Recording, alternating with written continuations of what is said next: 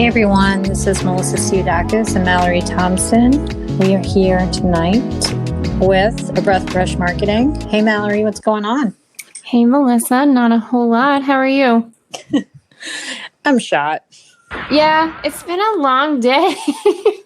I know. It's like the day that would never end and it's still going. Yeah, it was something. I know. I'm really tired, but I'm excited for tonight because we have a really cool guest on our show. So I'm looking forward to that. And I'm also looking forward to a 3-day weekend. I completely forgot that we didn't have work on Monday. I was really excited to find that out. Are you guys going anywhere?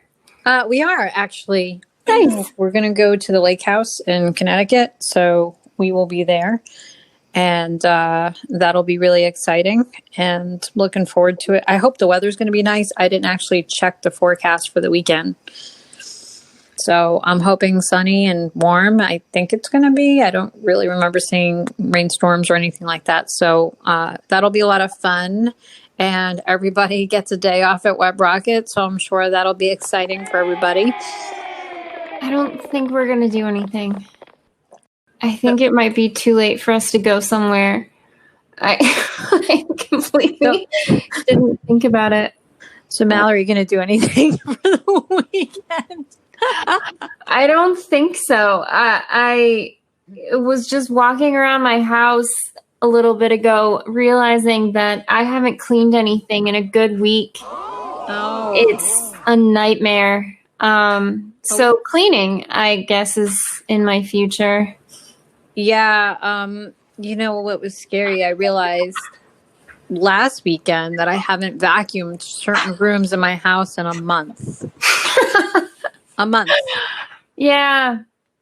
So, I realized that needed to be done because when COVID hit, we let the cleaning lady go. Right. Yeah, it was out of control. So I was like, you know what? I'm going to take this Saturday afternoon and I'm going to vacuum and dust the entire house. And that's what I did.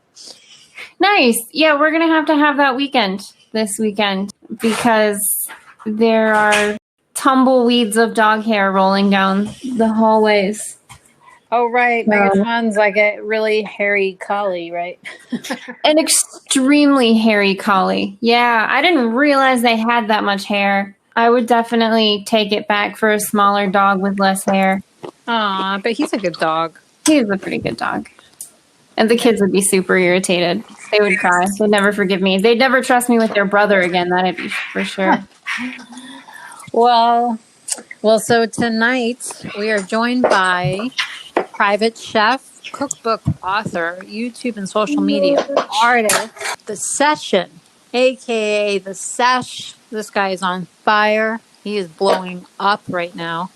And he's my friend. Welcome, Sesh. How are you tonight? Hello. How are you?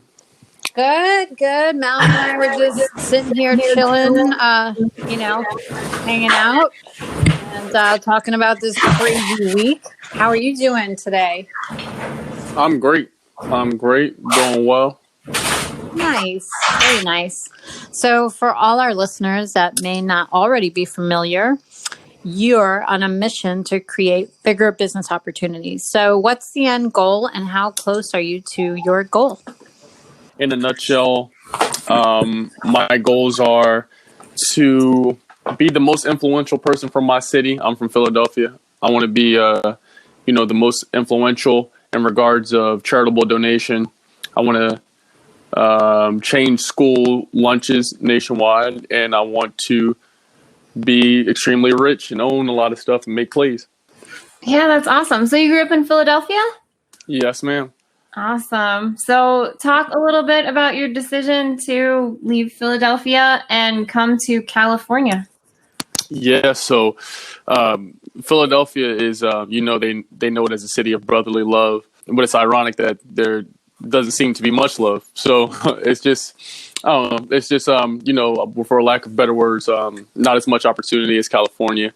Where I'm from, a lot of people suffer from poverty in one way or another, whether it be financially and just not knowing that they're worth more, that they can strive for more, do more. So, I was feeling real left out, hated my job. Was home, was on like the depression hotline, all that good stuff. Everybody has their problems and stuff, but once literally I just was like, like where I'm from, it's almost weird. Like if you talk about what you want to do, people are going to say you're cocky or you're arrogant or you talk too much. So I just suppressed everything that I wanted to do until I told everyone I'm moving to Cali, said it, just did it, came over here with all my clothes and some trash bags, made it happen. And I drove all the way here from Philadelphia, and it's the best choice ever. Oh, I love that. I love your story. That's what's really cool about you. And another thing that's really awesome about what you do is you're a private chef, which I think is really incredible. I love food and I love cooking, and I've seen the dishes that you prepare. So I think that's awesome because everything looks just amazing. So thank you. Of course. How many professional athletes do you personally cook for? Out of all the people, I've only cooked for 2. One had an NDA, so I can't say who, and the other was a boxer. I used to cook for a boxer named Amir Khan. I don't know if you're familiar with him at all. Oh, cool. Yeah, fought some pretty good people. And most people are, I live in Silicon Valley, so most people are like, these tech people or pioneers or startup people or people that work at some of these reputable companies. So to me, that's almost just as big because, hearing of PayPal and then seeing a representative that's a vice president letting you in their home, really surreal because we definitely don't have those opportunities in Philadelphia. Yeah, for sure. Hey, I lived in Philly for a little bit. I was in Bucks County for a while. Oh, okay. Yeah, where were you? I used to live all over Philadelphia. I lived in Southwest Philly. I lived in the suburbs. Oh, cool. Yeah, Mm-hmm. I remember it rained a lot when I lived there. As a matter of fact, it rained every day that I lived there for the whole time I lived there. Wow. Yeah, and after a while, and when I first moved there was a snowstorm, and there was 13 inches of snow the day I moved there, and then after that, it rained every single day after, and I'm like, I need to move out of this area because it's just constantly raining. So, so I eventually left, but I don't know why, but maybe just the time I chose to be there, just the weather was horrible. But, I'm in New York and the weather is like crazy here too. So it's been raining a lot here too. You never really know. You can't predict it, right? We don't have weather in California. No, not where you are, right? No, there's no weather down here. Yeah, you're in the desert though. It's just sunshine all the time. It's almost rainy season, so it'll rain for like a month straight, but nice. Yeah. Well, I would take no rain. I kind of like that. So, Sesh, how did you get into cooking? What kind of sparked your whole interest in cooking? I'm the oldest, so I had a fair amount of siblings. I had just 2, but then my mom and my stepdad got together, so then I had 8 siblings. And when you're the oldest, and when you're the oldest in a African American community, you got to figure it out. You're the oldest. You're like the babysitter, nanny, half parent type person. You got to figure it out. So I would just, when my parents were working and stuff, I would just cook and literally guinea pig on my brothers and then just try stuff on them. And then they started liking it. And then from there, I went to, do you have that class in school called home ec? Of course. Mm-hmm. Yeah. Everyone just took that class for credit. I took it because they had cooking in it. And then we have something called VOTEC. I won the highest award that they ever had there. So I was just like, maybe I'll just go to college for this, and the rest is history. How do you create menus for your clients? All of my menus for the clients, I just create them based on their diet. People come to me with different dietary restrictions or needs or likes or allergies. So I think one of the things that separates me is I don't do so much of typically a standard menu. I just try to make it custom to each client and based on their needs.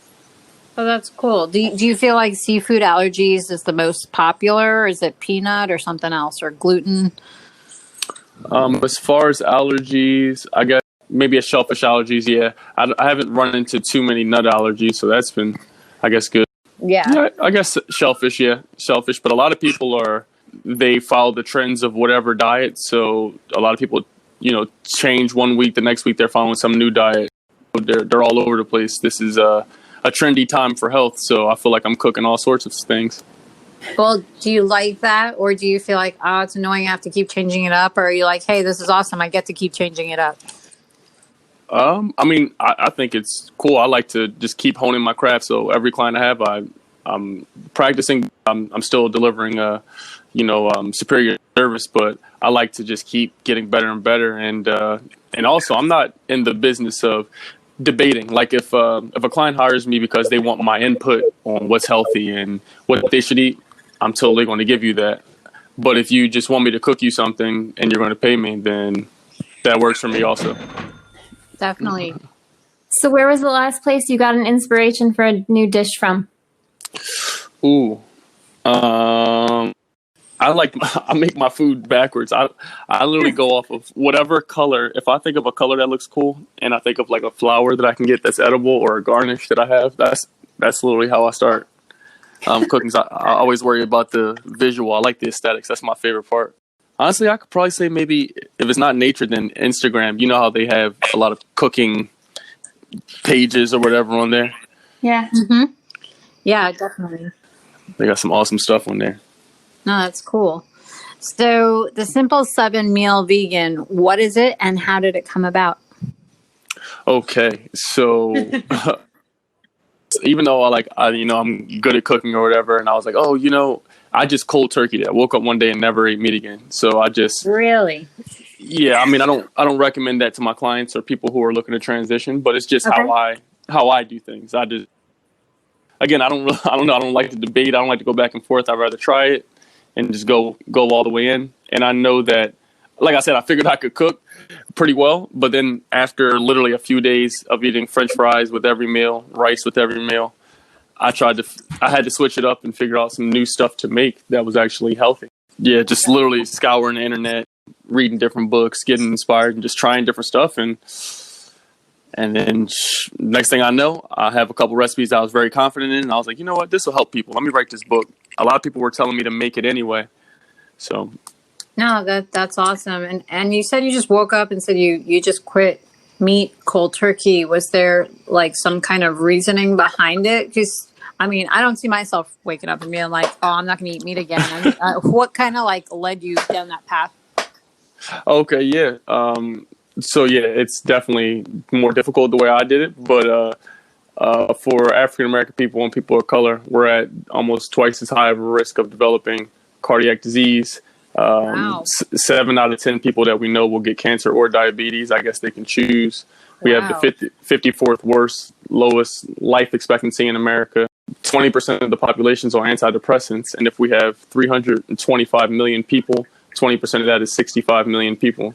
So, holy cow! It's just interesting to see, and we're easily, controlled by capitalism and like advertising. We have 70,000 thoughts per day, and a lot of people spend that time, concerning with what's the newest, coolest thing to buy, or some sort of thing that's a detriment to their health, whether it be some juicy burger they see on TV, or McDonald's advertising specifically to African American communities, which are why we're always in the commercials.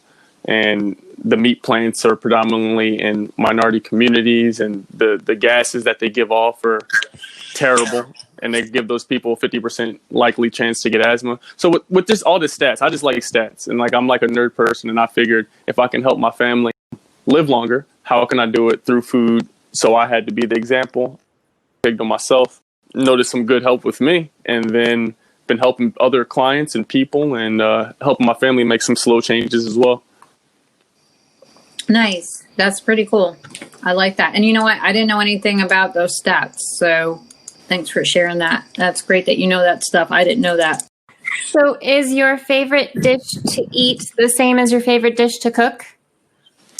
This is something I feel like I always get asked this question. Like I don't really know what I don't have like, I don't do like favorites and stuff. I have no idea. I literally just go off of like, kind of like chop style. If I have something available in the fridge and I can make it taste delicious and like be fresh and vibrant and nice looking, then that's kind of what I do.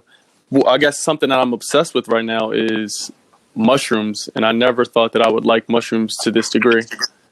Whoa, like the kind that you eat and you get fucked up on, or like the regular mushrooms that don't do anything? Well, both. I've been Everybody likes the other kind, Melissa. well, both, but mainly the edible ones, the non-hallucinogenic ones. Okay. Yeah, I've never actually tried like the drug mushroom. I heard that it tasted really nasty.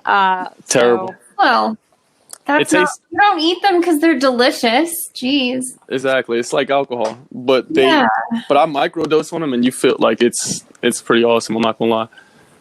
Wait, does anyone ever ask you to make them like pot brownies?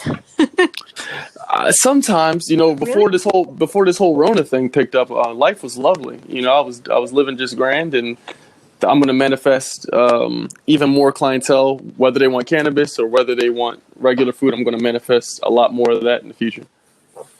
Yeah, edibles are big in California, Melissa. It's legal here. Yeah, it's not here in New York. Smoke weed all the time. Yikes. Dun, dun, dun, dun. Sorry about New York. You got to visit California. Yeah, I know. Not here. So, as someone who coaches people on cooking, what do most people get right when you're coaching them? Oh, good question. What do most people get right? Yeah. They get right that after they're done cooking with me, they find out that cooking is important. And I try to, like, my whole YouTube channel and everything like that is based on guys getting a second date with girls. Uh-huh. So my goal is to help as many men, or I'm not sexist, so women too, whoever wants to learn. If you want some extra dates, my goal is to, for them to just understand that cooking is important, and you can make some pretty nice looking stuff, impressionable stuff for cheap. What would you say most people you coach get wrong? I think people just have a desire to just stir stuff until it turns to mush. I think that's a popular thing.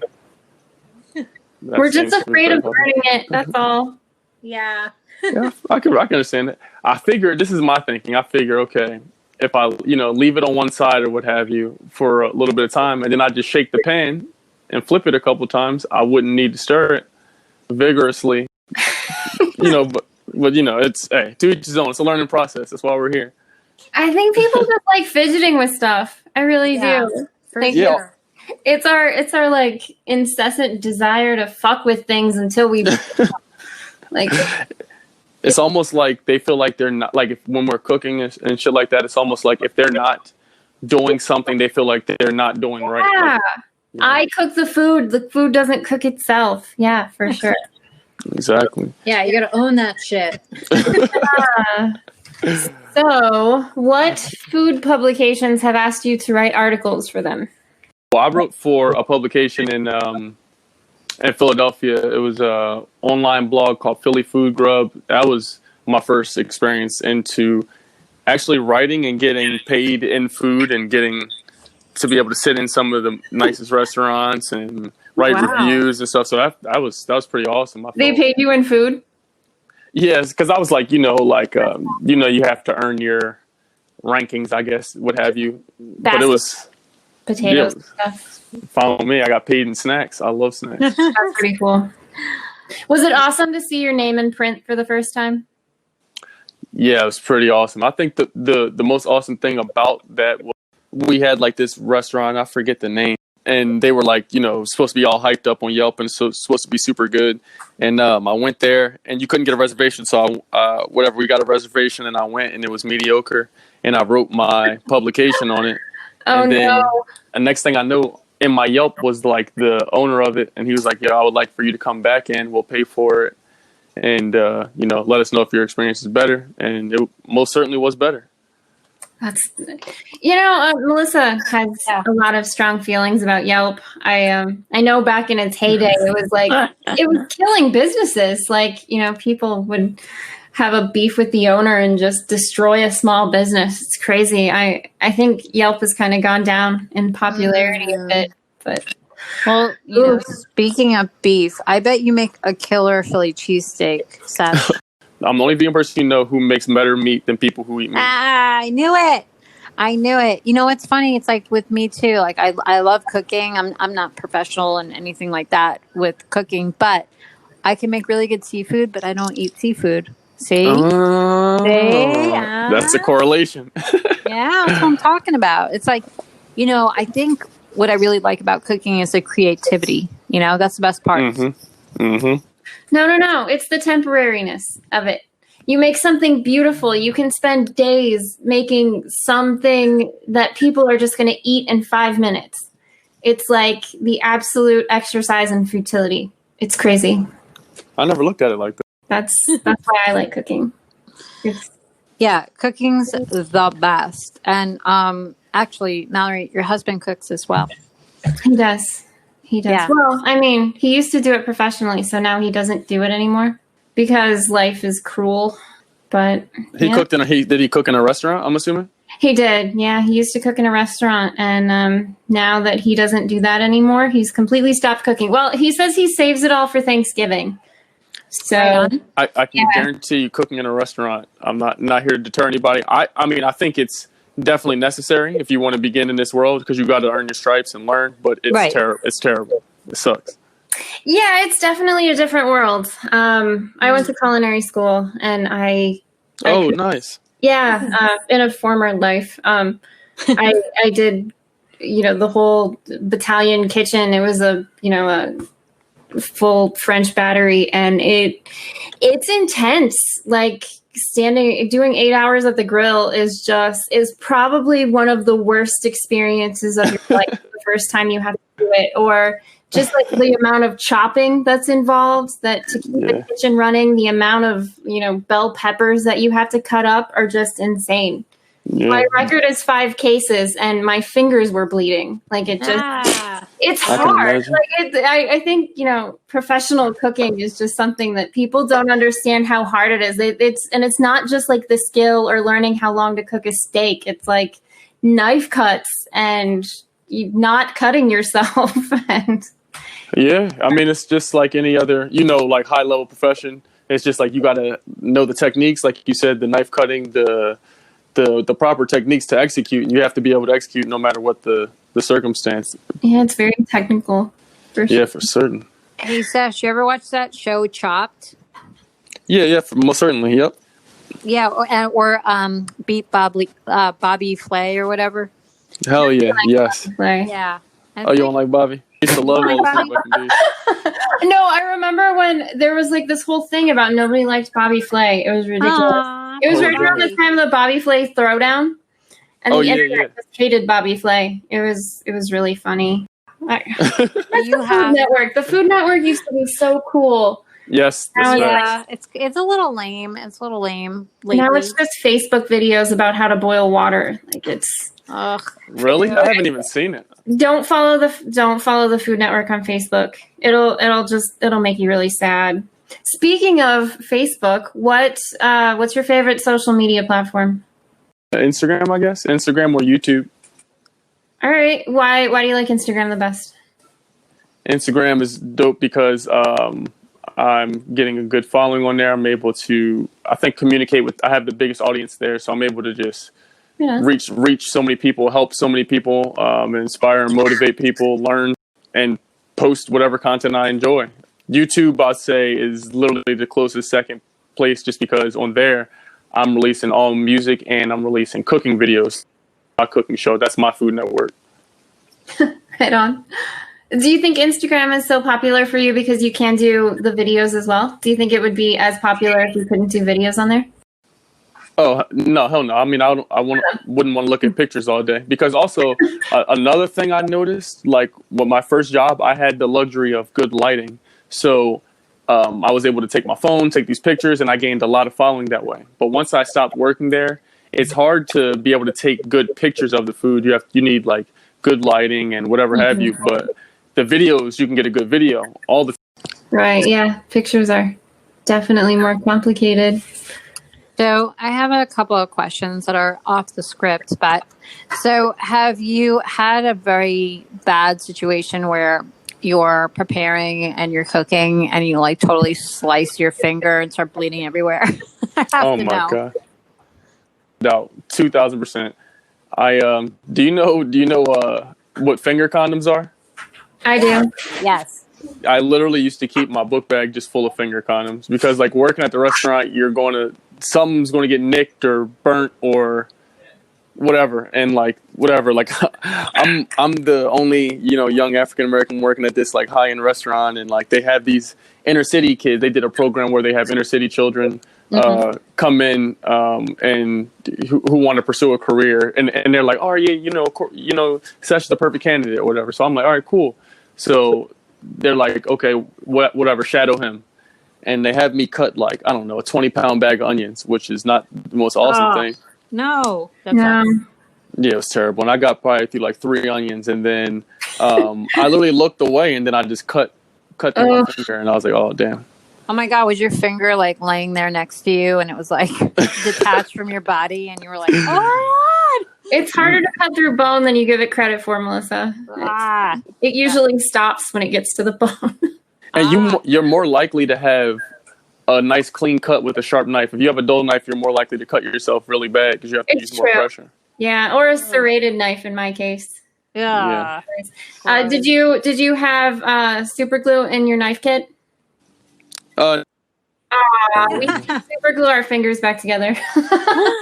Jeez, I never had anything nothing. Yeah. No, wait. So you didn't need stitches and lidocaine? No, I used. Wait, what's lidocaine? It numbs like the area before they start jabbing needles into it to stitch your finger up. That happened to me. I put I just put one of them finger condoms on there and squeeze it till it stop bleeding, and then when you get home, you can't even go home. I cut my thing off. I'm going to go home because it's a restaurant and no one cares. No, they'll laugh at you. Yeah. No one cares. I had a guy stab himself in the stomach trying to carve a roast. It was the roast with the bone sticking off the end. Ew. He stabbed himself in the stomach cutting a roast, and he continued through his shift. Nobody knew about it until at the end of his shift. But also, if you cut yourself in a professional kitchen bad enough that you have to go home, they send you in for a drug test, and none of us wanted to get drug tested for obvious reasons. So that's where the super glue comes in. You just so tape your fingers back together and you keep working. That's so gross. I mean, please tell me he at least swapped the knife out. I hope so. Well, we didn't know. I have no idea. He probably just played it off and just kept slicing it. I don't know. I don't know. He probably just cleaned it off and kept slicing because he didn't want to make a big deal out of it. And it was a pretty rare roast anyway, so. That's what I do. I just play it off and get out of there and just go back to normal. Yeah. Man, it's like game on. You got to keep going, right? The show must And if you go play on. it off, no one's like, if you just don't bring all this attention to you, like I don't want everyone asking me, I don't want to, are you high? Are you okay? What do you smoke? Like, I don't want any of these questions. Or you don't know how to do it or think I'm not capable. And like, I'd rather just go get it cleaned up and just. Yeah. Well, that's the thing. Because then you're like, well, he was too stoned to be at work or whatever. Like. And little do they know, I already don't like it here because I can't sit down for 30 hours. Like, so it's. Yeah, for real. So I'll share this story with you. My very first job was at Dunkin' Donuts. Oh. And nice. That's right. And I was a cashier. And the chef that worked in the back was just this dirty, gross guy. And it was a little different back then, but he would smoke cigarettes in the kitchen while he was cooking the donuts. So one day. What? Yeah. That's how it used to be. That's actually on the Serve Safe test. You're not allowed to smoke in the kitchen. What? Yeah. So no ashtrays. He was smoking cigarettes. Like they would be dangling from his mouth while he was, cooking the donuts. And I'd go back there and I was like, Henry, you cannot smoke cigarettes while you're cooking the donuts, man. I'm like, that's gross. That's foul. That's like you're violating all kinds of OSHA regulations, dude. OSHA, yeah. And he was like, fuck off. And I'm like, okay, cool. So I'd go back to the front and I'd, do my cashiering, whatever. And one day the sweet little old lady came in and she ordered a jelly donut and a coffee. And I prepared it for her, gave it to her, sent her on her way. Well, about 5 minutes later, she comes back in and she's got this look on her face. And I'm like, oh, this does not look good. She cuts the line, comes to the front of the line, and she's like, this is an outrage. This is disgusting. This is despicable. I'm never coming here again. And she throws the jelly donut, like half eaten, on the table where I was working on the counter. And there is a cigarette butt hanging out of the jelly donut. And she's like, how did this happen? And I was like, oh, man. And I'm thinking, Henry, man, I knew it. I knew this was going to happen. Like, you totally are so nasty. Like, that was so foul. So, after that happened, I mean, things went downhill. I mean, he basically nastied up the donuts. And then he would play donut hockey, and he had a hockey stick and he'd smack the old hard donuts across the floor. And then I accidentally blew up the microwave because I didn't realize you can't put tinfoil in the microwave. So oh my God. I totally blew up the microwave. Yep, that did happen.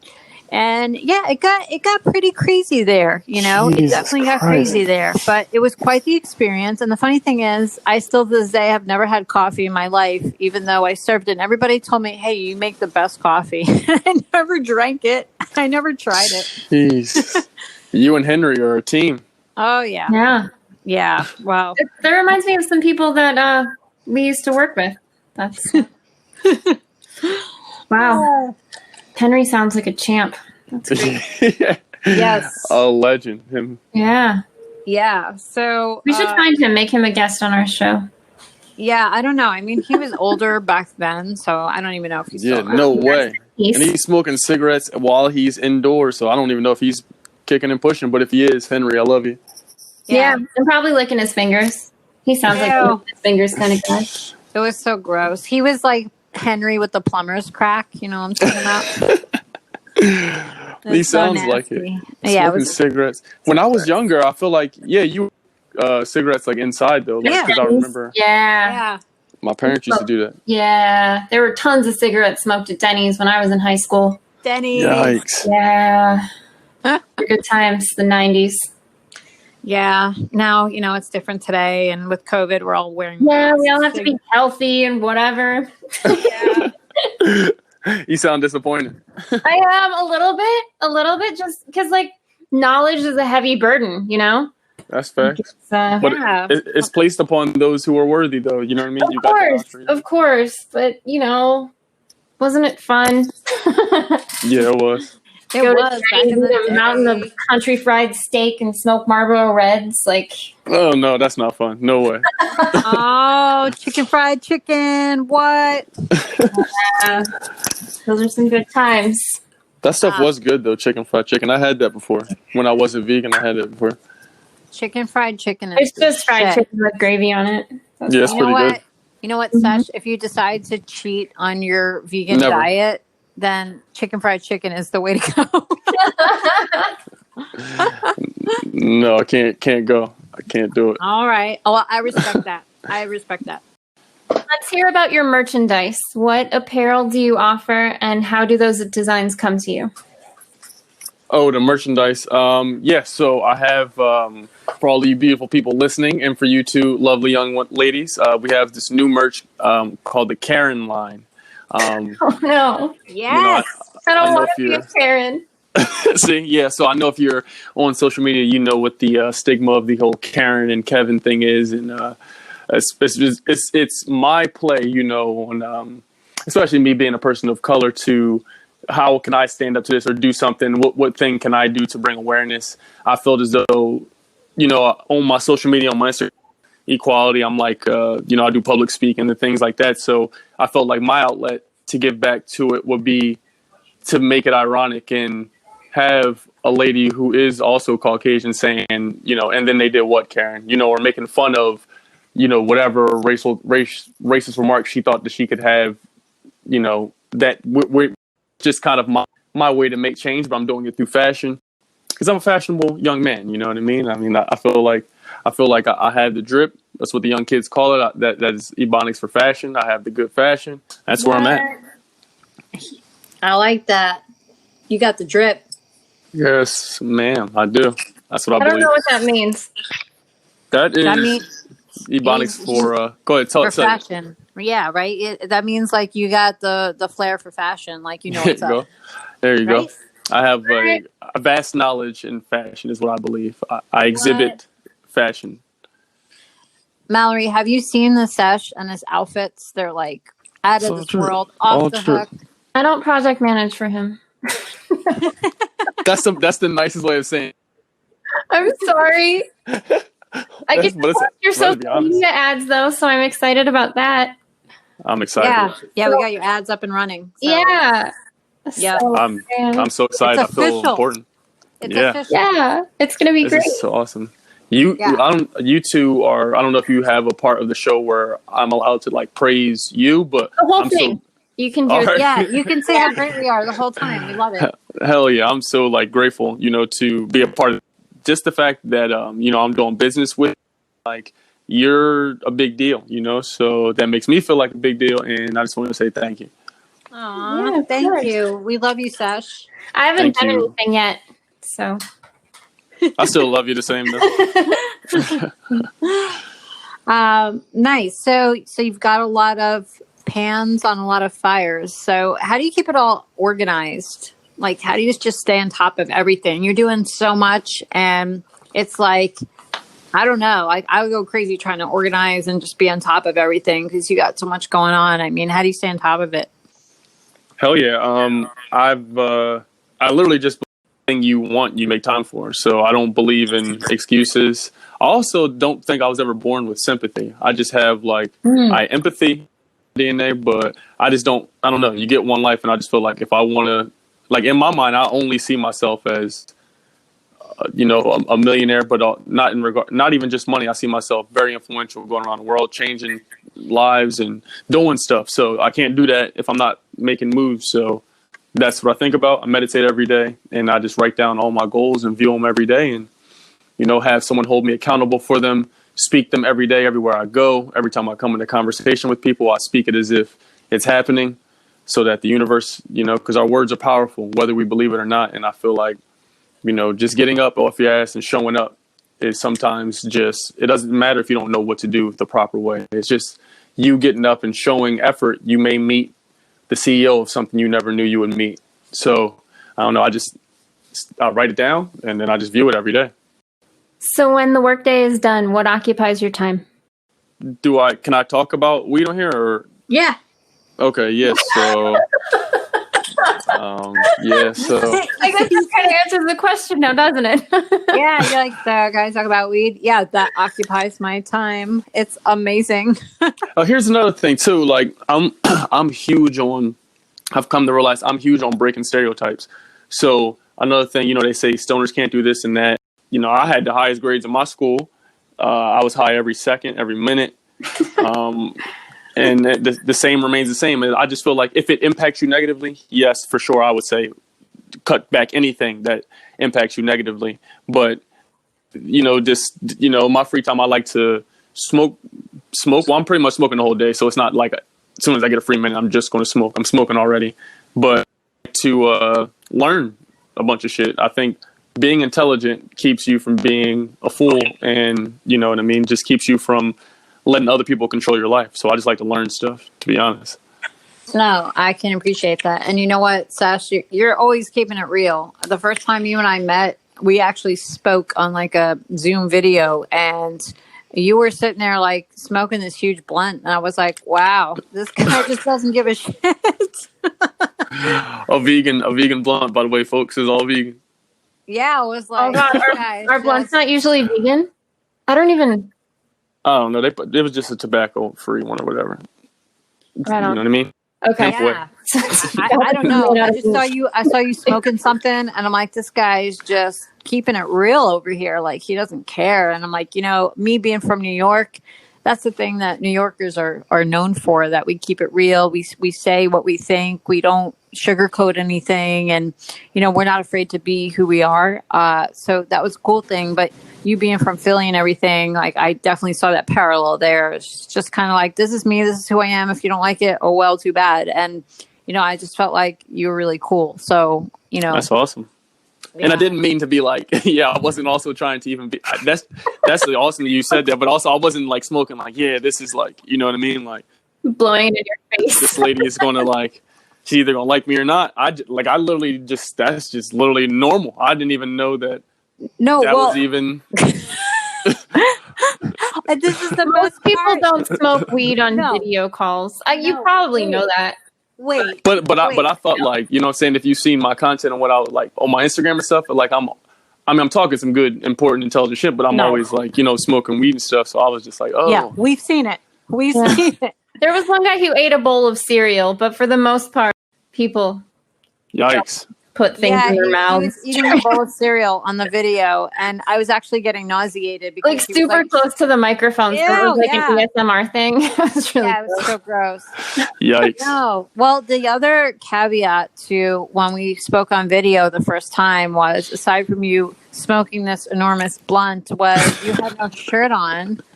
And I'm like, wow, this guy doesn't give a fuck. He's sitting there with no shirt on. And he's just like talking. She said that to me after she met you. We had a whole conversation about it, and I was like, nice. I didn't even know it was 10 degrees in California. I don't even know. It's not that. I was just like, I don't even know. Wait, I didn't even think that was wrong. My bad. No. Yeah, you were like sitting it wasn't wrong. And you know what the funny thing is? Do you remember what I said to you about you not having a shirt on? Do you remember? You're like, I think you said something like, do you have a shirt on, or is that tattoos? And I was like, oh, yeah. Yeah. Yeah, this is tattoo. Yeah, because you're all like tattooed, and I thought it was one of those shirts that's like form fitting with the different things on it. Wow. Hardy shirt. Yeah, it was like Ed Hardy shirt type stuff, and you're like, no, you're like, oh, my bad. You're like, I'm gonna go put a shirt on. I thought like Upwork, I don't know, all the people I hired on Upwork, I didn't know was like, I know you're like super, professional, super real, you know what I mean? Or like, super elite. And I just didn't know that it was going to be, I thought you were just going to be like, I don't know, Karen or whatever. And like you said, I kind of literally was just thinking like, okay, I'm just going to be normal, smoke this. And if we align, if energy's good, cool. If not, also cool. Yeah, for sure. No, and we totally clicked, and you're awesome. I love working with you. You're a great guy. You're so talented, and I really want the best for you. I really do. And I don't just say that to anyone. She totally says that to everybody. No, I totally do not say that to everybody. Nice. She really doesn't. She only wants the best for you. None of the other clients. Just no. You know what? Because you know what I appreciate about the Sesh Mallary is he's humble and he's down to earth and he's real and he wants to make a difference and he wants to help people and he wants to get better lunches in schools and he wants people to eat better and be healthy. Like, he actually cares about health. And a big thing about what we My kids don't want to eat better at school, by the way. Yeah, but I got them. I'm going to set them up. They don't want to. Although I think the lunches were better at we used to live in a giant ghetto in a very crappy part of town. And they used to give them more vegetables at that school than they do at our current school. So it was better there. And they liked it. They used to give them they used to grow their own vegetables. And oh, that's awesome. Yeah. So we go to the rich white people school now, and they don't grow their own vegetables. They don't get random bags. Caucasians? What's that? You say rich Caucasians don't grow the vegetables? What They don't. No, they don't have any of these cool vegetable programs that they used to at the other school. So. What? Are you sure? They don't. I mean, they don't. It's a totally different part of the state, so that's probably why too. But they really liked it. It was so I think there are lots of people that feel the way you do about making lunches better in poorer neighborhoods. Like, it's good. I was like, there's here's another stat for you. There's a dude named Mark Hyman. He's been on Oprah and everywhere. He's Nobel laureate, or him or Deepak. But anyway, he did a study with 1,000 people in prison, and then it was edit their diet, and then they noticed a decrease in aggression, and then they added one vitamin to their diet, and they noticed an 80% decrease in aggression in all patients. So there's not even a drug that they make that could decrease aggression if you come from poverty and you're eating poorly and you have poor nutrition and you aren't blessed enough maybe to have both parents or a nice financial setup, then you're probably already going to be more likely to have more aggression in school, outside of school. Yeah, it's definitely true. I know some people who are treated for depression, and the first thing they do in depression treatment anymore is give you a multivitamin, test you for vitamin deficiencies. It affects so many parts of your brain to not eating the right way. Yeah, for sure. I stopped eating cheese and I feel a lot better. Hell yeah, that's a good step. That's a big step. That's an awesome step. It was hard. You talk about being vegan, and the only thing I have to equate it to is my recent stopping eating cheese, and everything has dairy in it. So I don't know. Everything has dairy. It's like the most random thing. I went to eat a Rice Krispie treat, and it has milk products in it. Like, why are they putting milk products in Rice Krispie treats? They put them in everything. It's crazy. Yeah. On purpose, though. But there's a reason, though. That's the thing. That's why I like. It's addicting. I know. Because you have to understand, like, there's a reason that Christmas is a made-up holiday. We spend money on it. There's a reason that 60% of doctors are overweight, but they're giving advice on obesity. There's a reason we have the 54th worst life expectancy. There's a reason why in every hospital there's no section that says the cure center or the prevention center. Western medicine is just designed to tell you what you have and then suppress your issues with some sort of painkiller, which will be cool for now until that becomes whatever, not higher dosage, or you need another medication for something else that misfunctions. It's not like designed to like keep you thriving. We need people to stay in this hospital so we can make money. And, a gastric bypass is like close to 100,000. And we have 500,000 of those annually. So, the doctors are getting, pharmaceutical companies are getting made. Everything is designed to keep you addicted. You get addicted to dairy products, video games, everything. Cigarettes, weed. Like at the Pringles place, they're hiring like people who like scientists who work with the brain to get people. They know the exact things that make up your brain, and they put chemicals in it to make it addicting. Yeah, Doritos. I heard that about Doritos too. You can't. It shuts up that part of your brain that tells you when you're full. Sure, but so you just keep eating Doritos until you explode or something. I don't know. I don't know what happens. Doritos. They're delicious, but I don't know, man. Yeah, they have dairy in them. You can't eat them. Sorry. Truth. That's the truth. Who do you look up to as an entrepreneur? And also, who's like your top chef mentor? Like, who would you totally want to meet, or who have you met that you're like, oh, this person's the shit? Who do I look up to? So I'm going to keep them separate. Who do I look up to?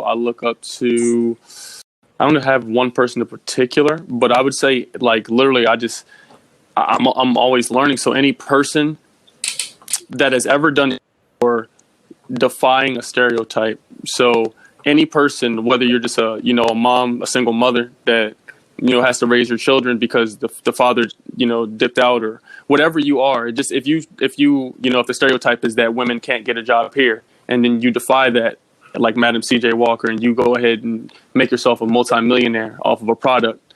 Mm-hmm. Those are just, literally any person. I'm learning new people all the time. So I'm always looking up new people's stories, and I'm just really inspired by seeing those people be the first of their thing, and then literally that, so I can be the first person from my family, from my city, to do all the things I want to do. And then, what was the other question you asked? Oh, food person. Yeah. So sure. Food person. Gordon Ramsay. Yeah, I always say that's my uncle. So I got to meet my guy. Gotta be Gordon. Yeah. It's my guy. I like that. I've watched him on TV, and I mean, he's genius. He's totally genius. And saying like if you keep getting smart, right? I forget what Napoleon Hill said. I think if you read, I don't know, every day for 5 years, you could call yourself an expert in something. So like if Gordon Ramsay has all the recipes, so that's why he's synonymous with greatness. If he says something's wrong, usually people are just going to take his word for it because he knows what he knows. He put the work in. He has a resume that shows his comprehension. So like that's what I like. I want to become like just like synonymous with when I give an opinion of something or say something or have a some type of movement or goal. You believe it because I'm synonymous with that execution. Yeah, for sure. And I think that was in Think and Grow Rich, right? Yeah. Yep. Hey, did you read Outwitting the Devil yet? Yes, and I think I have 40 minutes left in the book, and I'm done. Nice. Are you loving it?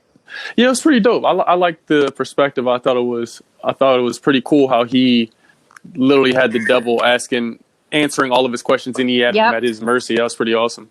Yeah, I told you. Remember when we first spoke? I was like, "You got to read this book." I'm like, "You're gonna see how clever and the way it's written. You're gonna love it."